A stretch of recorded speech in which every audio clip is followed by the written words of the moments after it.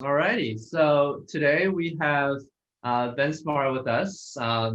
Professor Smarr got his PhD in neurobiology and behavior at the University of Washington before serving as an NIH postdoctoral fellow at Berkeley.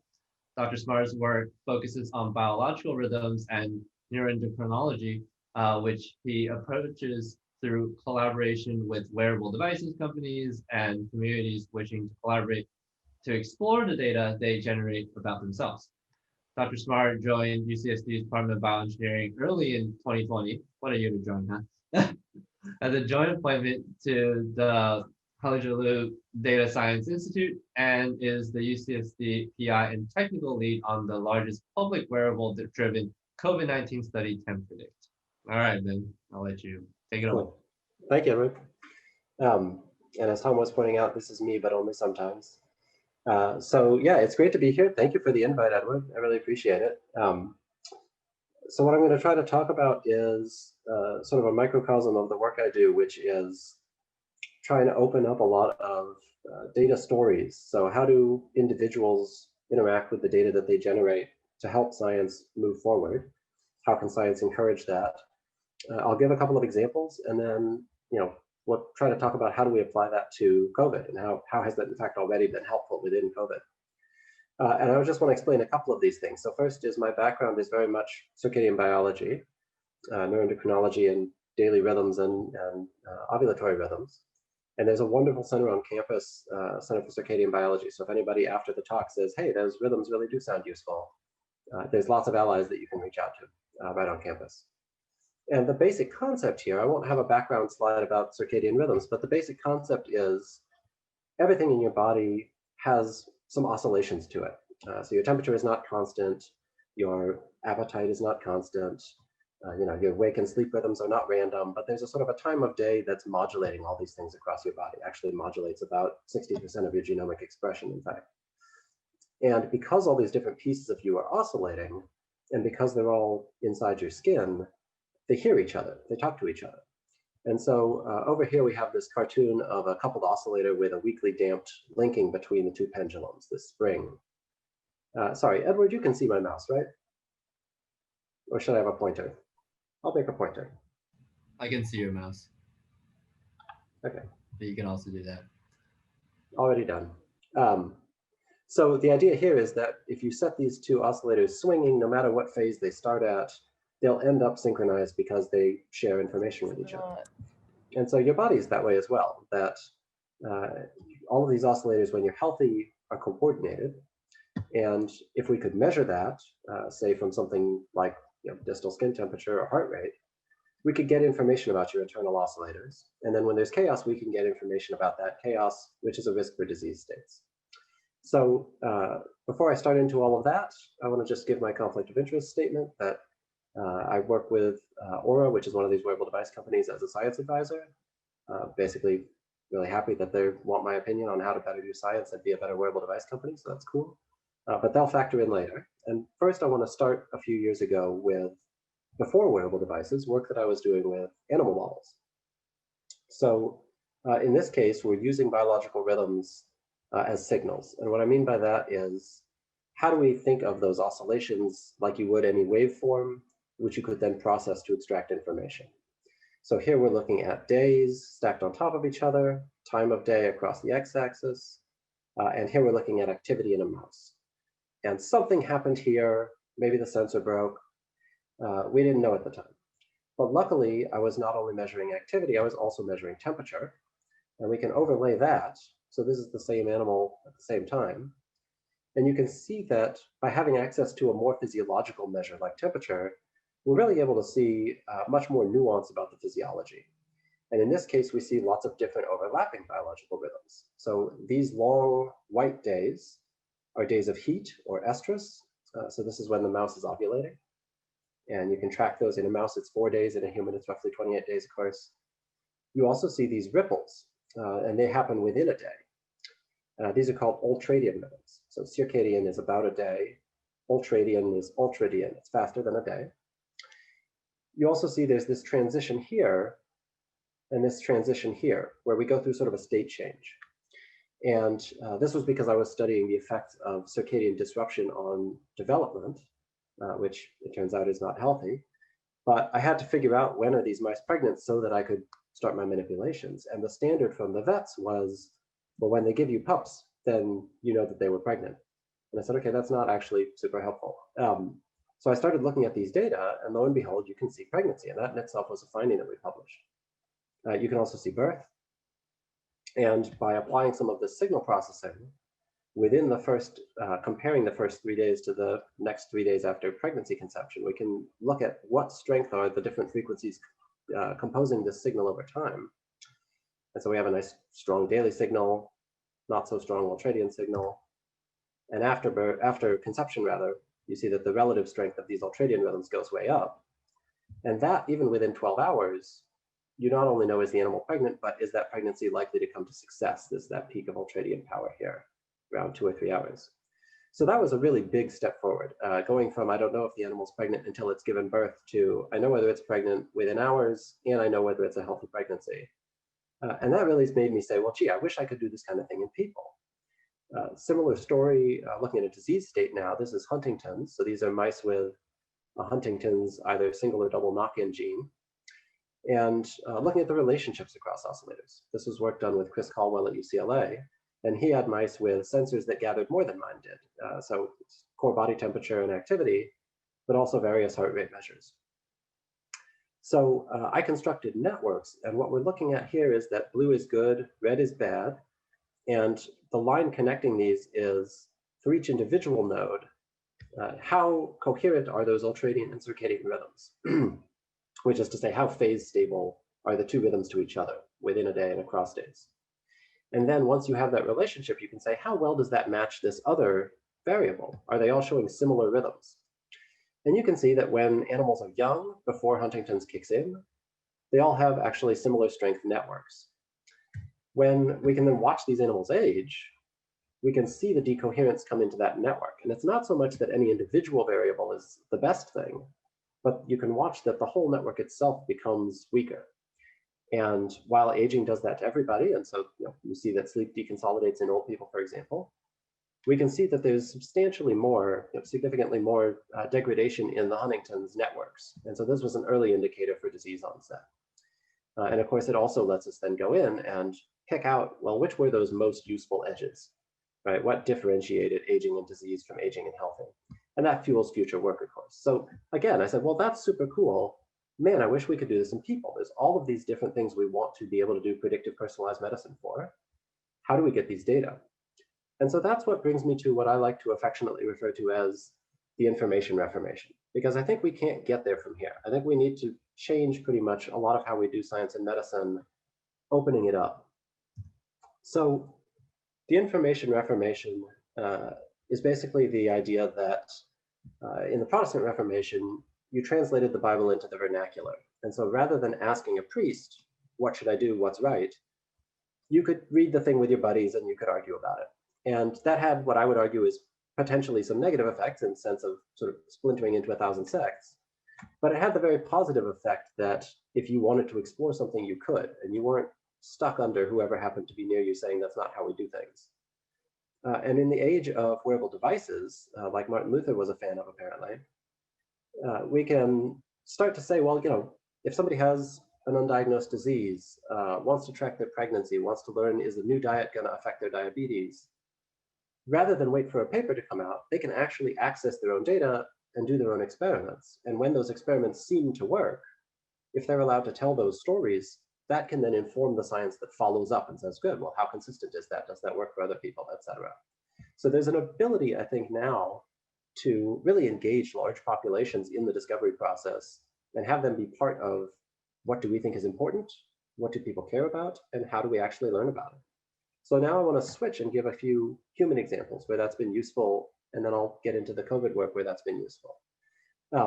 One note, though, is today I got an alert from Wired, and this headline came out with. So the CEO of Microsoft is saying, if we want a more equitable future, we need to get more citizens doing hacks. And in this case, she was talking about tech. But I thought that was pretty timely in terms of, I think there's a growing support for, we really want more people engaged in finding patterns and discovering what's useful and discovering what problems need solving. So one example comes from working with the quantified self community. Worked with them for many years. Gary Wolf is a cool guy and a good friend. And so this is a story from an individual who's interested in meal timing. Sachin Panda here at UCSD has done a lot of work showing that time-restricted feeding has a big impact on increasing the way that your body regulates its circadian rhythms, and that can be very helpful. And so here we were looking with taking sort of a biohacker approach, and a few different individuals came together and did this experiment, and it's very GarageBand style, where we taped on temperature sensors to our wrists and our armpits, and so I was one of these subjects, and then we timed, we recorded rather what a normal week looks like. So here we're looking at glucose, and you can see that I sort of eat breakfast, I always eat lunch, I sort of eat dinner, but it's fairly chaotic. We then all had a week where we were on a regimen. We ate the exact same time every day, 3 meals and an afternoon snack. And you can see that my glucose becomes much more regular, right? So already from the point of view of biological rhythm, stability is healthy. That looks encouraging. But a few interesting findings came out of it. One was that if you look now on this last day, after a week of regimentation, we all just fasted. And we said, just not eat or drink anything other than water. And even so, what we saw was that glucose starts to come up at the times that it would have anticipated a meal. Now, in the literature and in treatment of diabetes, glucose regulation is not thought to be strongly circadian. There's a few papers that suggest that it is. Of course, I think it is. But by and large, your insulin dose, for example, if you're a diabetic, is just constant. And what this was helping us to see was, well, that's really maybe not wise. Maybe, in fact, your body's anticipating these things and responding accordingly, and you'd want to then medicate and dose yourself accordingly. And my wife has followed up this work in a large cohort of diabetics and is finding that that's very much the case. So this story really helped enable that research. We can then go and do what we did in the mice. We can make those network graphs. And in this case, it's just a 3-corner graph, and there will be a ring on the outside for circadian rhythms, a ring on the inside for ultradian rhythms. What you can see, and again, this is just using me as the example, what you can see is that my coherence as a network is pretty crummy, especially at the ultradian level across all of these outputs. And that's in my baseline week. When I then do my regimented week, even though it's just my meal timing that's affected, my body temperature regulation, both in the core and the periphery, are also affected. And so you can see that in the sort of fattening and bluing of all of those lines. And so this is very consistent with that idea that, we can actually figure out, well, I think timed meals is good. Is it working for me individually? And in fact, what we've seen subsequently from these people is that for pre-diabetics, you can help them walk back from the sort of pre-diabetic levels of glucose with this timed meals, and then you can track that change. So you not just have a principle, but you know for each individual if it's working, and then individuals can share stories about what worked for them. And this is just showing that day of fasting that even once my circadian rhythms weren't in the pictures, it was just one day, we weren't able to statistically look at that. The ultradian rhythms were really nice and fat and happy, so they maintain this momentum. It really seems to be endogenous. Another example of the story, going back to what I was showing you in the mice, comes from women's health. Women's health is really underserved, and so there's no standard way for tracking cycles. There's no standard way for knowing if you're pregnant or tracking pregnancy until at least several weeks have passed. And then you go to the doctor once every few weeks, and that's sort of it. So using the same continuous temperature approach, this is one volunteer where we see these very clear ovarian cycles. So after you ovulate, you get warmer. So this is the luteal phase, and this is the follicular phase leading into that. And what I've done, and what my wife has now followed up and published, working with, again, QS community and just interested individuals, was showing that there's a lot of women that care about this, and they were very willing to contribute hormone assays, basically peeing on little strips and getting readings of how much estradiol and luteinizing hormone and that sort of thing is circulating. And you can actually pinpoint the luteinizing hormone surge by looking at those changes of ultradian rhythms. And so in women that are cycling, you can see this sort of trough peak trough pattern, which comes several days before the LH surge in every single individual. That's brand new. Previously, the only way you know if you've ovulated is it already happened, and now you see that luteal phase rise in temperature. which means the fertile window has already closed. So you're telling people you're dealing with fertility and you're only telling them after they've missed the bus. So this is very exciting. And then in menopausal women, you don't see it. So again, it really does seem to be tied to this, the pulsatility of these multiple different scales of oscillation, right? In this case, circadian, ultradian, and ovarian coming together to make this signature that carries information. So this is published. The next piece that I'm now working on is pregnancy, because we have a wonderful user story that matches the animal story, where in animals, you can see estrous cycles, you can see pregnancy onset, and then the temperature rises, has this little hill, and then it comes back up before birth. So you can actually monitor with high fidelity the entire pregnancy. And a woman with an Oura ring came to me and said, hey, I was pregnant and I saw you did this. Could you do it with my data? And so I said, yeah, I'd love to. That's awesome. And so this is the human data. This is a smoothing average now over 1 week or 4 weeks. And aligned, obviously, to sort of visually parallel, but it does a very good job. You see 1 cycle, 2 cycles, 3 cycles, big rise, troughs down, little hill in the middle, rise, spike up, and here she gives birth.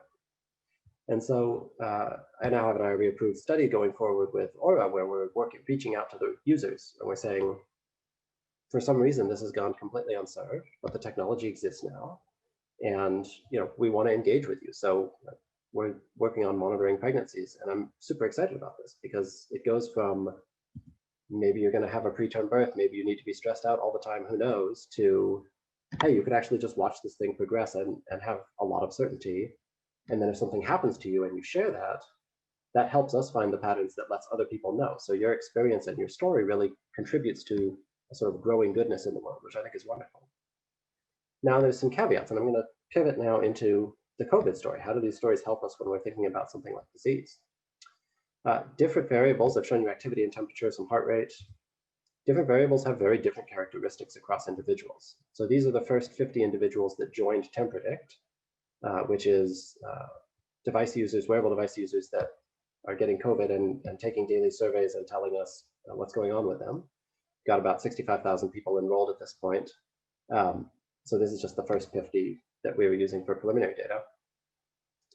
You can see that across individuals, here's mean plus or minus standard deviation. Temperature actually has a wide range. So when you think about detecting a fever with 98.6 or 100.4 or whatever your linear threshold is, it's going to be cold for some people, it's going to be hot for others.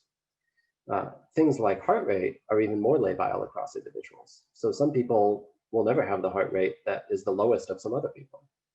And of course, we know this from everybody who wants to do athletic training and is thinking about, can I get my heart rate lower? Heart rate variability, somewhere in between. And then respiratory rate, again, actually pretty stable, but nevertheless quite different across people. We can also see this in standard deviations of these things. So when we think about how variable are the minimum and the maximum, right? If you remember, these things all have a time of day shape to them. So what's that nighttime and that daytime look like? Maximum temperature is very stable as compared to maximum heart rate, for example. And so what we found is that, and I'll show you some examples of this in a minute, things like heart rate and heart rate variability make really good early detectors, but they're very non-specific. They change, but they change for lots of other things too. Whereas temperature, respiratory rate, they're much more rocks. And so when you see them changing, then you go, ooh, okay, something really important is happening, but it's taken a little bit longer to get there. Now, all of these things change for natural biological rhythms like I've shown you. They also change for artificial rhythms, which makes this harder. So this is an amalgam of what at the time was all of the Oura users, and that was, I want to say it was about 100,000 people. And I don't get to ask the audience, I think, but if I said how many spikes do you think there are in this yearly trajectory? So here we have 1 year, 2 years, there's 52 little spikes. Here's heart rate goes up and then really, really spikes on New Year's, comes back down over the summer, but there's this long sort of trough, or rather shelf, bumps along. You can see in the southern hemisphere, it's the opposite. So it's semi-biological, but it has these very artificial, both seasonal extensions from artificial light and weekly perturbations from lifestyle behavior changes. Like Friday and Saturday nights tend to be high heart rate nights for people that they're staying up or they're eating pizza with their buddies or whatever they're doing. So when you're thinking about, what's a biological threshold for illness, it's really important to contextualize it within these time series. It's really important to know for this guy, is Saturday night when he always goes out and parties, or is Sunday morning already when he works out? For a woman, right, which phase of the cycle is she in, if she's cycling? And only if they're willing to share that context can you with confidence say, okay, now I can tell you, your heart rate was way up here, and that's pretty normal because it was a Saturday, so I'm not going to freak out. So that sharing ends up contextualizing where you are in these cycles, how big those cycles are for the individual, and therefore allows the medicine to become much more precise. So this is an example where we now have a nice user story. This was the very first COVID story that we had. And he's an extreme athlete, an endurance runner. And you can see from his 20 weeks of baseline that we're comparing to just before, during, and then just after a fever that he got, which turned out to be COVID. You can see that his temperature average bumps along quite frequently. His heart rate has these huge excursions pretty regularly. Heart rate variability, same thing. But luckily we were able to talk to him and say, and he was able to say, well, yeah, these were events, right? I was training for an event or I was running a long race. And so that let us say, well, okay, it's not the level of temperature, but this sort of hill shape to it, this progression, that seems to be really unique to the fever, this loss of the lower temperatures that you can see in the light blue. Those are the things that maybe we look for more than just an elevated temperature to know that it's fever instead of exertion, for example. And so we can cluster then these variables against each other, sort of taking that network approach that I was showing you earlier. And we can make these nice individualized maps. In this case, we're looking at 3 dimensions. So we're looking at heart rate on the Y, heart rate variability on the X, and then proportionate to temperature is color. And then dots get smaller as they get closer to us in time. So you can see the big dots in the background happened first. This is his baseline. The white dots are those 20 weeks of baseline. So what's the range that he's normally in? And you can see that there's this concordance of excursion, right? That temperature goes up, heart rate goes up, and heart rate variability really tanks. And then there's this really long, spindly recovery. And so it's interesting to see, we can really watch him progress into this illness with confidence. We can segregate these spaces, of course, much more confidently with 3 variables than with 1. But you can also start to see, is the recovery normal? Did he come back to his baseline? Or is he off in some new space, which is the case in this individual? And so when we think about long haulers and recovery monitoring, that sort of thing, of course, becomes very important as well. We can then compare individuals. In this case, we're looking at, on the bottom, similar format that you just saw, but a case of flu. And we can say, okay, well, the patterns look kind of similar. Heart rate goes up, heart rate variability goes down, temperature goes up. We can see this excursion horn, and then a return to baseline. That all looks similar. But when we plot the individuals on the same axes, you can see that subject 1, being an extreme athlete, has this extremely high heart rate variability, and when he's the sickest, just gets into the range which is the base of this other person who is not an extreme athlete. And so again, if we were comparing just at a threshold, it would be useless, because people are different. But because we can know something about the individual, we can track their data through time, and we can let them tell us, what to expect in terms of context. They become very separable. They become something we can make sense of, and we can find the common patterns. And so that's the work that TemPredict has been doing at UCSD, is building a lot of cyber infrastructure at SDSC with Ilkay Tintas leading that effort, managing 65,000 odd people's data for an entire year, and finding these shared patterns. And the first paper is coming out on the 14th, actually, showing that we can very robustly do fever detection and often prediction. So this is a figure from that paper, which is showing that the importance of multimodal approaches. That here in black, we see the shadow being cast from this graph over here. The white dots are the baseline, and these are now looking across populations. So when we normalize the COVID individuals that do not have a fever and the COVID individuals that do have a fever, we can see, first of all, fever is very detectable, right? It's very clear in the population. And once individuals are normalized to themselves, they overlap pretty well. On the other hand, there are these different manifestations. So people that don't have a fever show a sort of a retraction of their range instead of an expansion, which is interesting, a different profile. But also you see things like these big red veins coming down into the baseline. So if you only had temperature, you'd know that they were elevated, but if you were looking at heart rate, you wouldn't. Similarly, up here, the size of the dot in this graph is proportionate to respiratory rate. We see these blue dots up here where their respiratory system is really struggling, their heart rate and heart rate variability look like they're sick, but they're not actually in that moment febrile. And so if you only had temperature, you would miss that. But by contextualizing an individual to themselves, by mapping it with symptoms that they're reporting so that you have some confidence of how to group them, we can develop automatic detection systems that allow us to then sort individuals more robustly by combining these multiple modalities. So this is sort of the promise that keeps me excited about wearables, and specifically wearables in a situation where people like to share the data, feel safe sharing the data. And if we can build that, make it not extractive, but really participatory, the hope is that we can start to build public health systems that have a lot of intelligence behind them. So we might have an individual, and we might know how to detect fevers in an individual. And then we might be able to look across the population. And so here I'm overlaying on this map from Davis, the county by county map of COVID exposures, with what we're now doing deployment testing in January, which is this automated detection system based on the algorithms that we're developing. And the idea would be, of course, that you could look across the map and you could look at whether people report fevers or not, whether they even know that they have illness or not. Where are we seeing this kind of physiological disruption? Where are we looking to maybe put public health resources or detect different clusters of illness based on, for example, environmental factors? If you live in Detroit, maybe your water and air quality is sufficiently different that your illness manifests differently.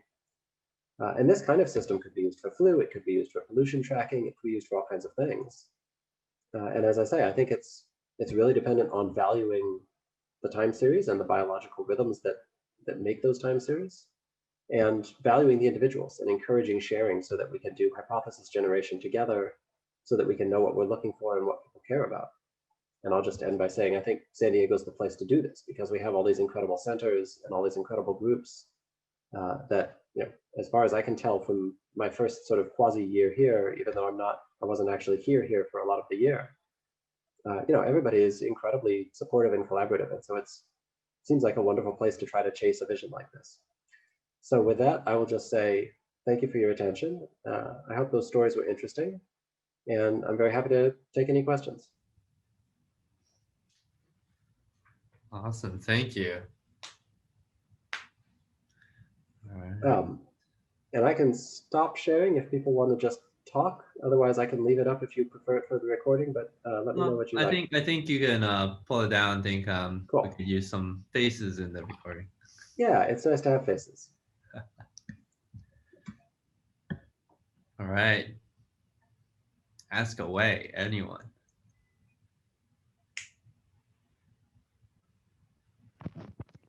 So, hello.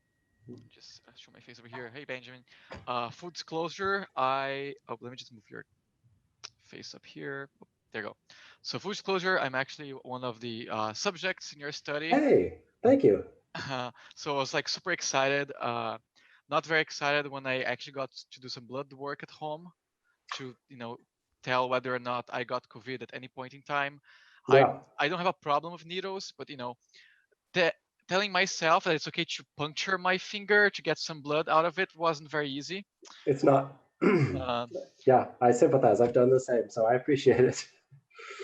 So, but I also appreciate the work you're doing with Aura. I think like it was one of the first times where I could tell that a wearable was working for me, in the sense that like I remember last year I just had a regular day, and then I slept. I woke up in the morning, and my app said, "Hey, your temperature was up a little bit more than like the average, and Good. your heart rate variability also indicates something. You might be getting sick." And I'm like, "What? No, there's no way." And that weekend I was sick, so Cool. not sure if it was a placebo effect and that made me sick, or if I actually was getting sick. But they got it right. So it's I think it's fascinating, and I was recently watching a really long talk by Edward. Edward's research is also like really good in that he was addressing these two gaps in information when it comes to healthcare systems. There's like this spatial gap where you might not get data from everyone everywhere, and there's also Right. this temporal gap where I only get my blood work done once a year. Exactly. So I think that Aura has figured out a lot of things, and your research has shown how you can cluster and start looking at some indicators of specific diseases. But what do you think are important sensors so that we can start discriminating between it's a regular pneumonia or it's like COVID or it's just a Yeah. cold? Yeah, it's a great question. It's one of the basic questions in the research is if you have, flu versus a cold versus allergies versus COVID, how different is your immune response so that those signals really do differentiate? And do you actually need viral sensors or PCR tests or something like that? Or could we start to see the progressions be different? And we've seen from the symptom data from the study that you've contributed to, again, thank you, the symptom profiles really do differ a fair amount across different illnesses that we've seen so far. So we're hopeful that we will be able to get to the level where we at least have some precision in that.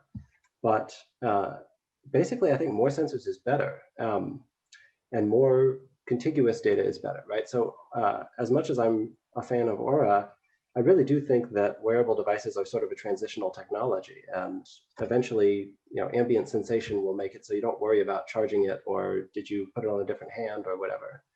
And that longitudinal data hopefully will then make some of these analyses easier as well. And what we're able to pick up is anyone's guess, right? There's people at UCSD, for example, building sweat sensors, looking at analytes that way. The glucose sensor is, of course, super interesting if you're looking at metabolism. But, I think if you can sense it, you can see it, and you can start to find these patterns. And so the first step is have a tool that lets you find the thing. And then, like I've been so fortunate, you can start playing in the data and saying, hey, there's patterns here. Hey, this is cool. I suspect that's true for pretty much anything we'd look at. How related those different nodes in that network are, we have to map that. We have to find out what's the best sensor for the analyte that you care about.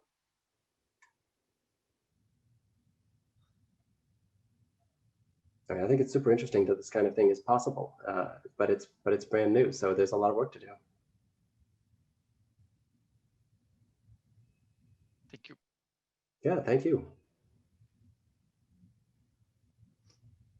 I didn't mention it, I guess, but actually the athlete, the COVID individual that was our first individual with COVID, had a story like yours where he said, I didn't actually feel sick, but I saw that my temperature was elevated, and so I was worried, and I went and got tested, and it turned out that it was COVID. So it was eye-opening to me that there's a lot of these cases, and we've seen that now actually in a majority of cases of being able to see illness signatures before people report them.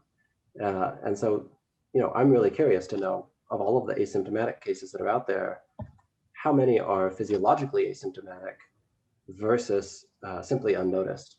And would this sort of smart, national weather radar like I was showing for health help us have much more accurate numbers on where these infections are, but maybe just aren't appreciated? That would be really, really helpful. I feel like it would be, right? May the force be with you. Thank you. Those backgrounds, I've been watching them change.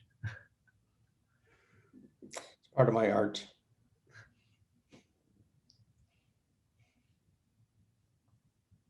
All right, people, don't be shy. Come on. So Edward, while I have you, I'm curious.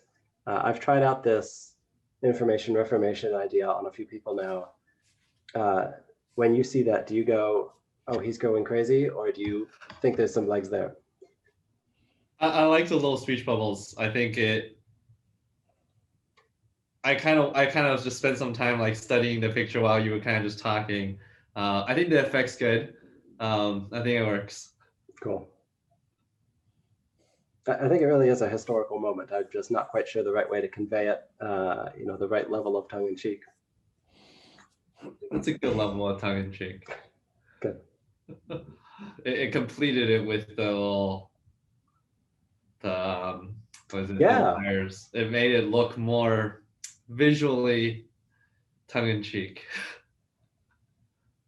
I think it works. Cool. Yeah, it was great to get that timely backup too. That doesn't always happen. Yeah. So the data you showed with the mice model with the pregnancy temperature and then the human equivalent, have you seen that consistently across a lot of people? Is it like super stable? That's what I'm trying to do now. I've seen it in about a dozen people, and the overall shape is quite stereotyped. Given that biology, except when you get crushed by a meteor or something, biology doesn't usually do square waves. My suspicion is for things like miscarriages, preterm births, the need for an induction, whatever it might be, there's probably early indicators. And so I'm launching this much larger study again, reaching out to Aura users, and really interested to see how those patterns line up, because I'm sure there's information in there, and it's, I don't want to just sort of go off, but like larger companies have had the means to do this study for many years now and haven't, and I think that's kind of weird.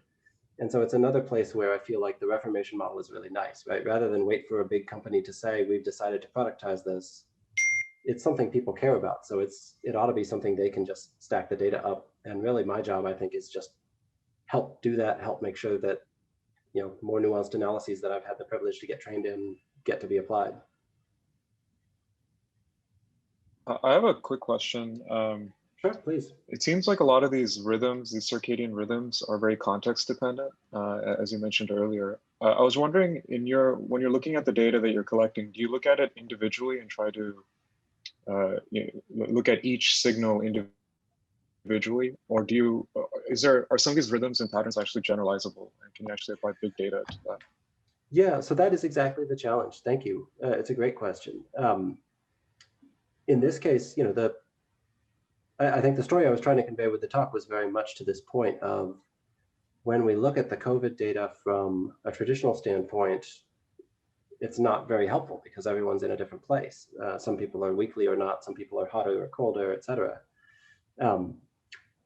What really helped us know that there were these features to look for was spending a lot of time looking at individual cases. So the first 100 cases, I know better than probably is reasonable for a person to know squiggly lines, but spend a lot of time looking at those and trying to understand the common features and also the things to control for, like, hey, some people show these really strong weekly rhythms and other people don't. So when we're training our ML models on 65,000 people, let's make sure day of the week is a component.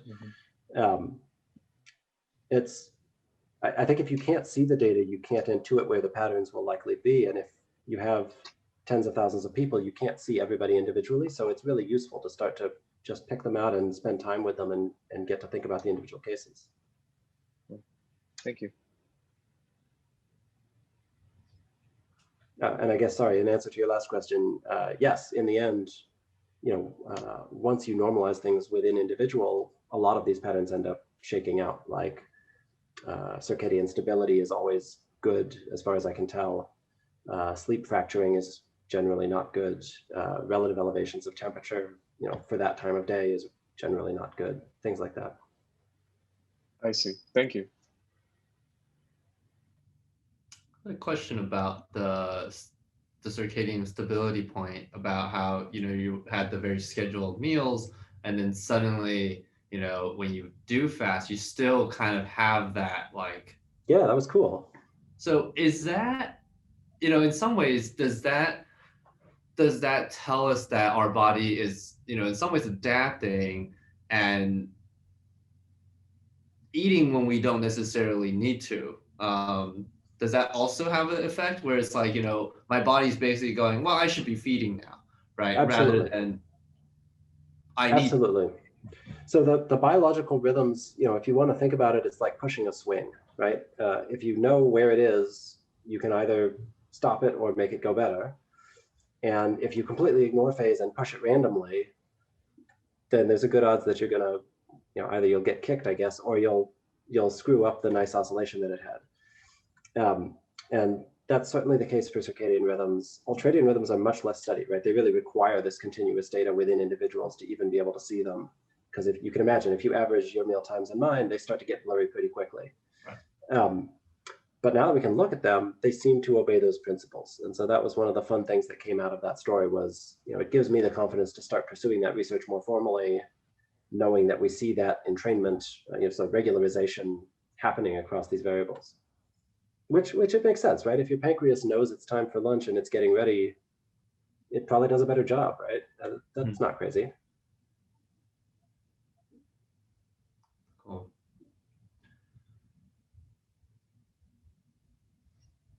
Wow, we're losing people. That's all right. Anyone else? It's getting on. The sun's going down, you know. I know. Sun is set. Beautiful sunset out there, by the way. For you, those of you who are locked up in your rooms. Yeah, we could let people go enjoy the sunset. That's all right. All right, last call. I can ask more questions. There are always more questions. I think this is such an interesting project because I think that in general, and I was talking to Vish in an individual channel about it. I think that health science is even blood work is a data science problem. And even when I get my blood work done, I am Brazilian. So when I was in Brazil, my cholesterol levels were not high. But here, because what is accepted as the baseline, as the range, is different, my cholesterol levels are considered a little bit higher than they should be. And then I get an entire different set of instructions from my primary clinician here than I used to get from Brazil. So it seems to me that there's this bigger data problem that we have to solve in order to have better insights about health. Yeah, very much. Yeah, I mean, the medical system is built around the idea of sparse data, right? And so you say, well, I'm not going to know how this person's cholesterol is day after day after day after day. So what could I do except compare them to what I have, which is this population average of the other times I've run a test. I think the point is that we can make it much better than that, right? So actually, we did an experiment again with quantified self, where speaking to the pain of your fingers, we pricked ourselves every 15 minutes for, I think in that case it was 12 hours, and measured cholesterol. And you see these nice ultradian rhythms, which never been recorded before, but because why would you want to do that? But there they are. And what was really interesting was every single person in the study, when they had these rhythms, they crossed a risk category at some point. And so depending on when you went to the doctor, either you were prescribed statins for the rest of your life or not. And it had nothing to do with where your mean was, right? It was just sort of where in the wiggle are you? And that's very much a data science problem, right? Is how do you capture that kind of information? My hope is that some of those rhythms overlap with things like body temperature and heart rate, which I know they do to some extent, and how stably we have to find out. But once you have that kind of information, you can do much more nuanced pattern detection about, is that really troublesome cholesterol? Is that in a pattern that looks like it's definitely going to kill you? Or is that just kind of normal for your family, for example, or guys of your height or whatever? If you can't know, you can't guess, right? And so I think the first step is get the tools, get the infrastructure, have the data. I think that requires cooperation and being nice and protecting people rather than just trying to extract it from them. But I know there are other companies that feel differently. And so I hope we can build the right system here to show how that's better. And then we can do a lot of good for healthcare. And so I have a couple follow-up questions that kind of go in different directions depending on how much time I have and how many people want to ask questions. I think in theory we have just a minute, but let's go. Okay, so in 1 minute, my follow-up questions are, going back to what Fish said about your exploratory approach to figure out the features where you had to look at individual data. Do you think that there are any tools or directions for people developing the data science tools that could actually aid your efforts and make it easier for you to figure out those differences or specific patterns? Because as much you saw some patterns that help to define your approach, there are probably other patterns that we might be unable to detect. And no, for sure, a computational approach could help.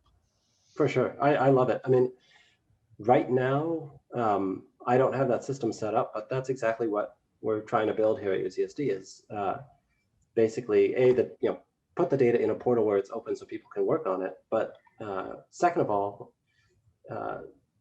teaching classes and serving data in such a way that people can start to have story repositories. And exactly as you say, I found this pattern, I found that pattern. And then anybody in the system that has access to the data and the computational resources could start integrating those things, right? And I mean, you could imagine motivational things where like if your feature is useful for Lyme disease or for flu, or whatever it is, you know, you get back some credit, or you know, get a UCSD lunchbox. Or like, we'd have to figure it out. But I think that would be amazing, right?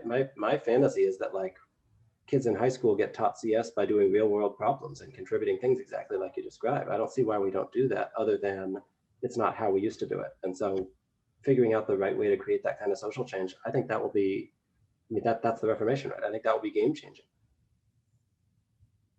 That's an interesting take, and I think it ties a little bit to the quantified self movement, because I'm in many like Aura fan groups or Aura user groups where Sure. people want to improve their sleep, and unfortunately they don't have basic science training, and then they're like, okay, I took 50 milligrams of I don't know, magnesium before bed, and I slept much better. My Aura shows here my REM sleep increased, and I did it 3 nights in a row, and it worked like that in a row. I recommend you guys to do so.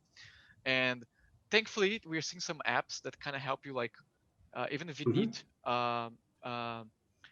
Vineet Pandey was a design lab PhD student, and his research was PhysioQ is doing some, empowering, like helping you define an experiment so you can actually measure things. Do you think that's also a direction, like tools that help citizen science, so that I have high cholesterol levels, I exercise, I take freaking omega-3, and my cholesterol level is still high. Like, what am I doing wrong, right? Right. Yeah, I mean, we're all gonna die, so we're all doing something wrong. And it's exactly that. How do you not just have 8 mice in a room be the thing that tells you, right? How do you have everybody's life story actually contribute wisdom to the collective? I think that's technically sort of within reach now in an amazing way. That's exciting. Cool. Thanks. Yeah, it's exciting to me. Thanks for your engagement. I really appreciate it. It is exciting. It's much more open territory than I think people realize. So, you know, my advice is just build stuff, and we'll start to figure out what sticks by doing. I like that. Okay, well, thanks everybody who's remaining. I hope you can catch the end of the sunset. And Edward, thank you for having me. This was a lot of fun. Of course. Thanks for giving the talk. All right. Thank you, everyone. Thank you. Great. Thank you. Bye.